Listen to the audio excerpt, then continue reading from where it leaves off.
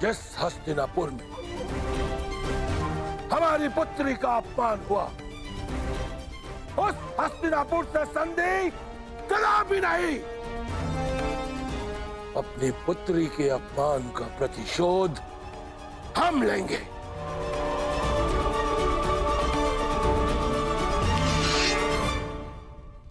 यह पांचाल नरेश द्रुपद हस्तिनापुर के विरुद्ध युद्ध का शंखनाद करता है। धृष्टद्युम्न, पांचाल के सबसे घातक अस्त्र को प्रस्तुत करने का समय आ गया है।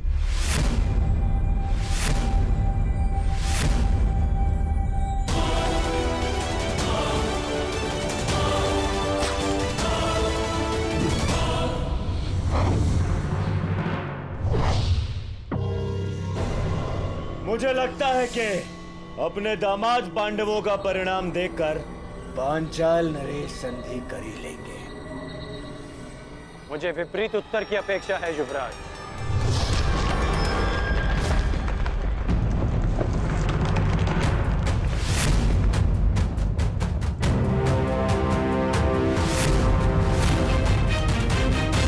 पांचाल नरेश का उत्तर आ गया युवराज।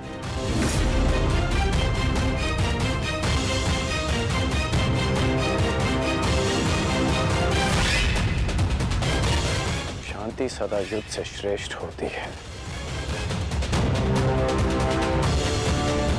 हमने शांति का प्रयास किया जो निष्फल रहा। अब शांति का अपमान करने का फल पांचाल नरेश को चुकाना होगा।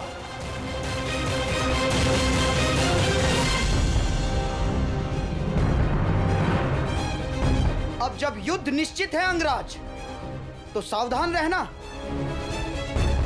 कदाचित आपने पांचाल के मायावी योद्धा के विषय में नहीं सुना है। मायावी योद्धा?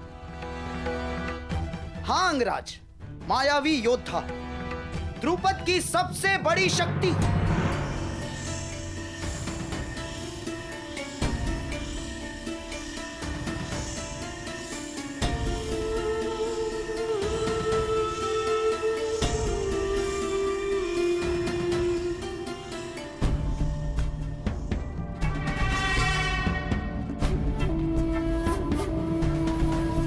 हस्तिनापुर ने पांचाल पर आक्रमण कर दिया है और इस समय पांचाल की ढाल तुम हो।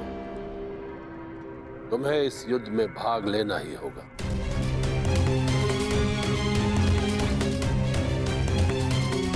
गहरे काले वस्त्रों में योद्धा नहीं, अंधकार है वो।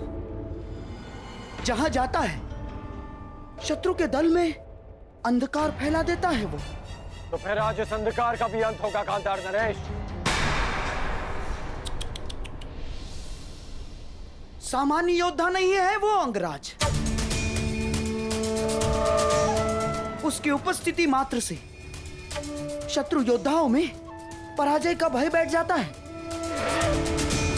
शत्रु के चैतन्य को अंधकार में बदल देता है वो। उसका मुख आज तक किसी ने नहीं देखा अंगराज।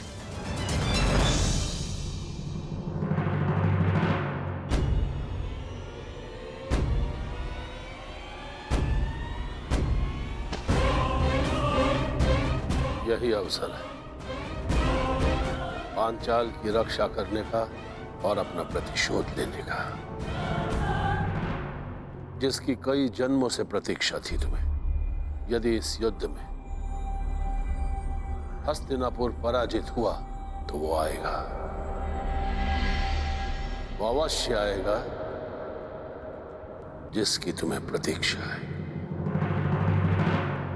उसके सामने आते ही शत्रु के मुख से साहस उतर जाता है और भय का अंधकार छा जाता है अंगराज।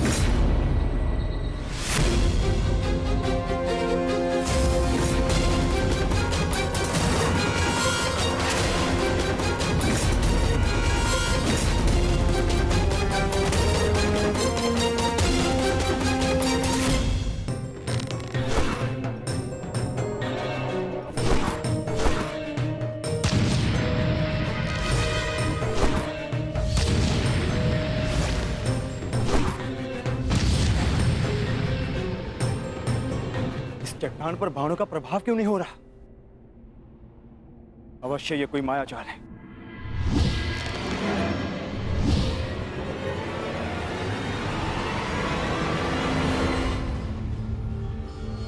मैं तुम्हें चेतावनी देता हूं, मुझे युद्ध के लिए विवश मत करो।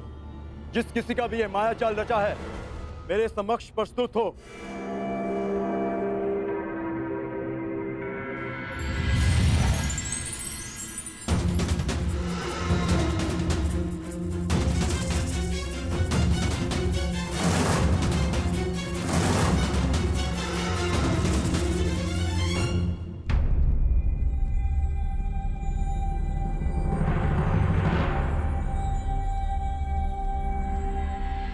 तो हस्तिनापुर ने पंचाल पर आक्रमण कर ही दिया।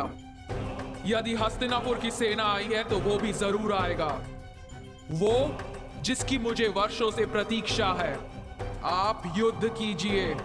हस्तिनापुर को अंधकार के गर्त में पहुंचाने के लिए आपका योद्धा उचित समय पर प्रस्तुत हो जाएगा।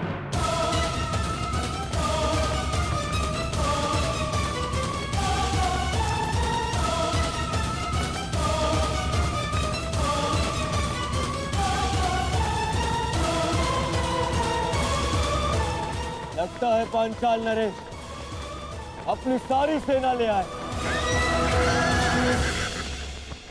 तो आज पांचाल की सारी सेना का नाश होगा।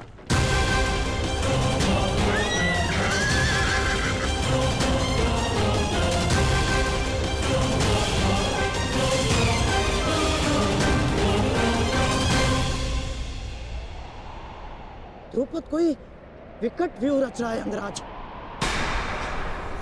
विकट नहीं, महाविकट व्यू गांधार नरेश।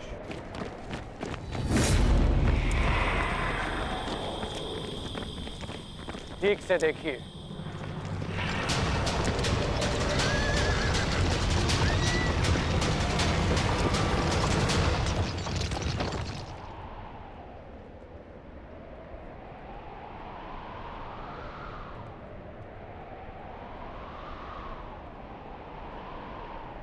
पूंछ की ओर से सेना का प्रवाह आगे होगा और 6 फनों की अगुवाई करेंगे 6 महारथी।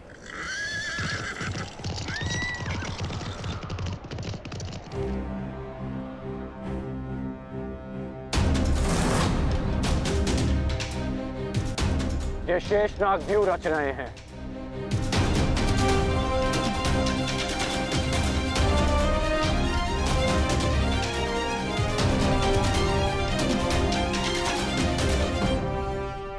पहले ही प्रयाण में इतनी बड़ी समस्या।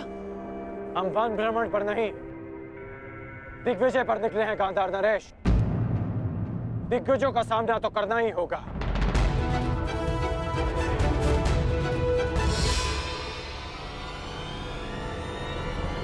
व्यू रचना।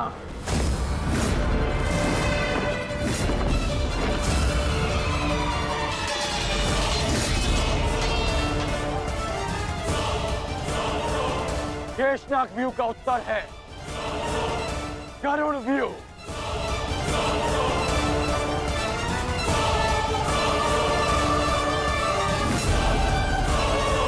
जिस प्रकार नागों का दमन गरुड़ करते हैं,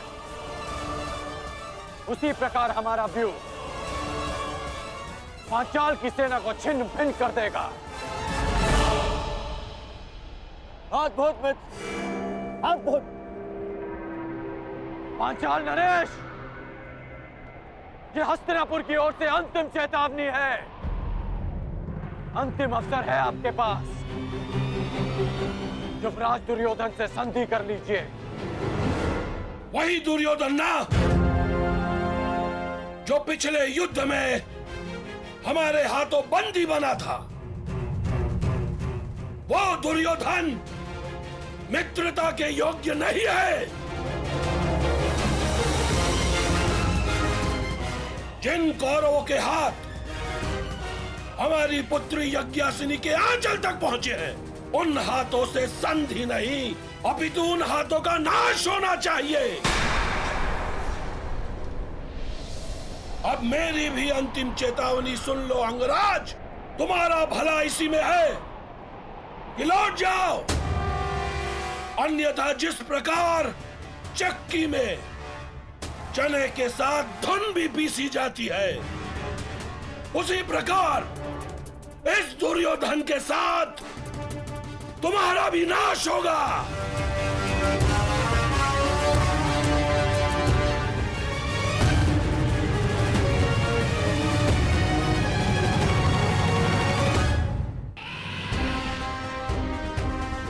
तुम्हारा भला इसी में है कि लौट जाओ। सबसे श्रेष्ठ युद्ध वो है जो कभी ना हो। जो शांति से प्राप्त हो सकता है वो युद्ध से नहीं। क्षमा करना नटवर, कुछ मनुष्य युद्ध से पूर्व शांति का महत्व नहीं समझते। आक्रमण! आक्रमण!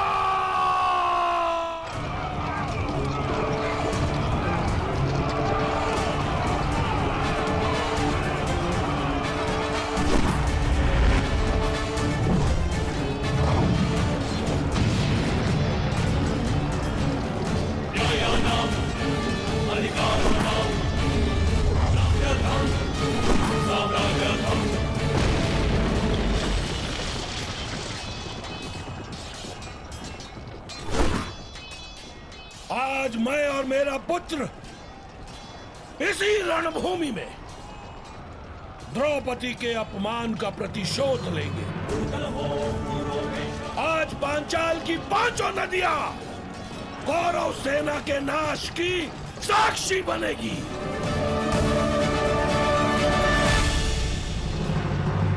आप कौन है देवी? मालिनी, यक्षिणी हूं मैं।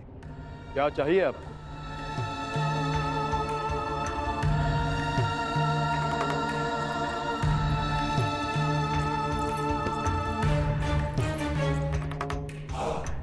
तुम्हारा प्रेम,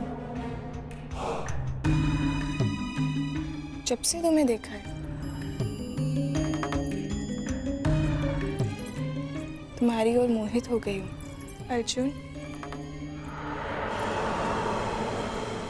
तुम जैसा ही एक वीर पुत्र चाहिए, मुझे स्वीकार करो। क्षमा चाहता हूँ, मैंने ब्रह्मचर्य व्रत लिया है। व्रत और संकल्प दोनों ही तोड़ने के लिए बने हैं। विश्वामित्र ने भी मेनका के लिए अपनी तपस्या तोड़ दी थी, तुम भी तोड़ दो मेरे लिए। नहीं देवी, जब तक मैं पशुपत अस्त्र प्राप्त नहीं कर लेता, मैं अपनी प्रतिज्ञा से बंधा हूं। और जब तक तुम मेरी कामना नहीं पूरी कर देते, तब तक तुम इसी गुहा में बंद रहोगे। मुझे प्रहार के लिए विवश मत कीजिए।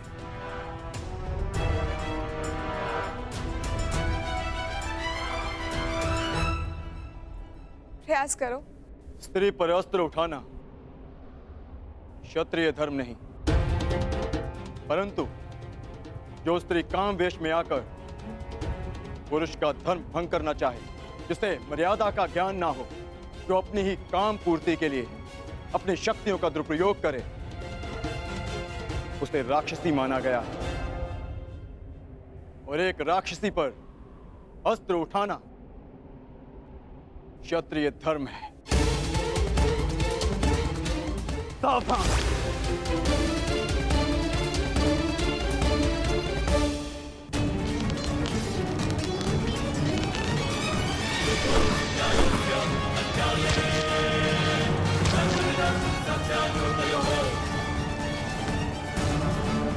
नरेश, आप भूल रहे हैं कि मैंने किससे शिक्षा ली है। कदाचित आपने मुझे स्वयंवर में अपने कौशल प्रदर्शन का अवसर दिया होता, तो आज आप मुझसे युद्ध करने का दुस्साहस नहीं करते।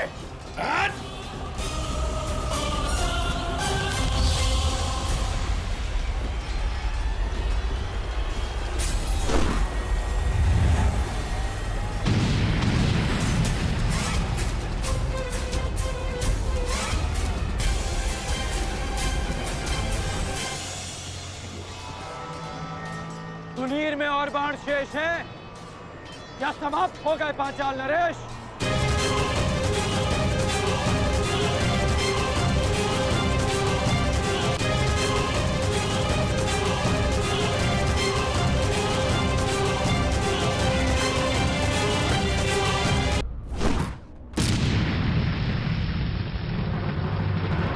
तुनीर में और बाण शेष हैं या समाप्त हो गए पांचाल नरेश? सम्राट, एक बात तो माननी पड़ेगी, तुम्हारे इस मित्र कर्ण का कोई तोड़ नहीं ना। कर्ण का कोई सामना कर सकता है तो वो केवल अर्जुन है, परंतु पता नहीं पशुपतास्त्र की यात्रा में अब वो किस मोड़ पर होगा।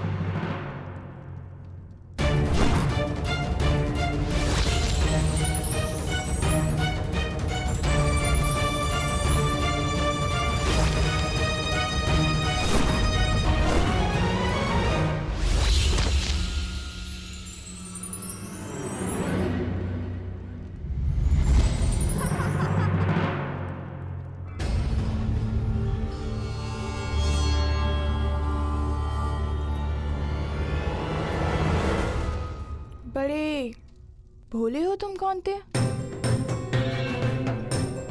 जिस अस्त्र से मुझे मारा जा सके वो तुम्हारे पास नहीं है, परंतु जिस अस्त्र से तुम्हें बांधा जा सके वो अस्त्र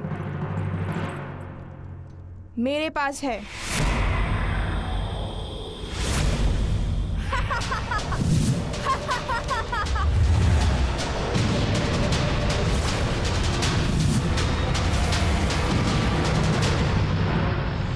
साधारण नारी नहीं हूं मैं, यक्षिणी हूं, वरदान प्राप्त यक्षिणी।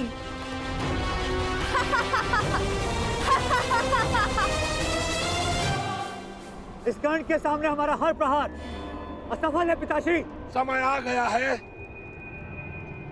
पांचाल के सबसे घातक अस्त्र को प्रस्तुत करने का।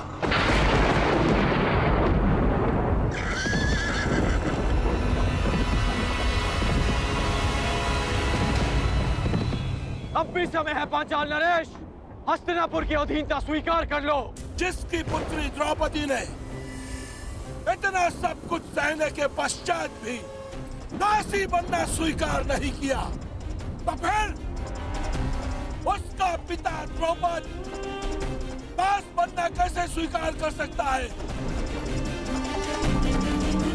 पांचाल नरेश द्रौपद का सर कट सकता है, परंतु झुक नहीं सकता।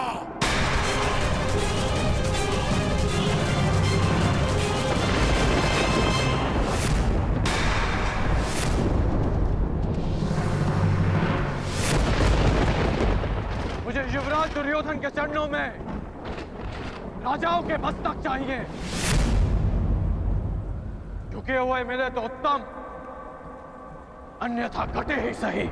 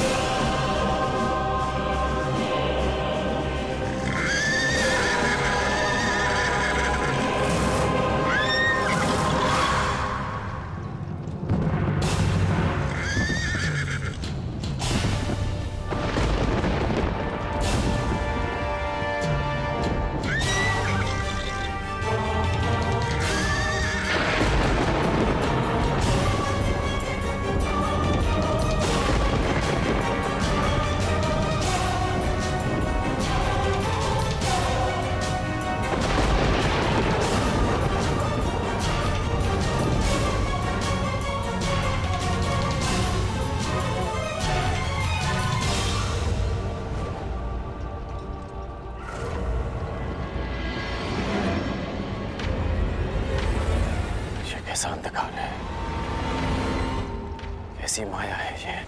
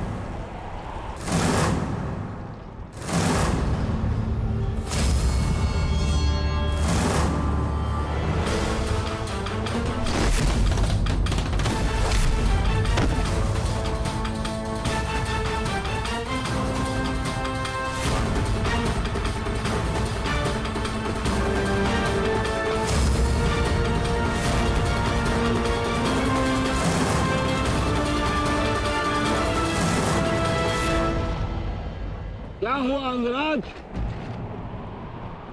क्या हुआ? अब करो प्रहार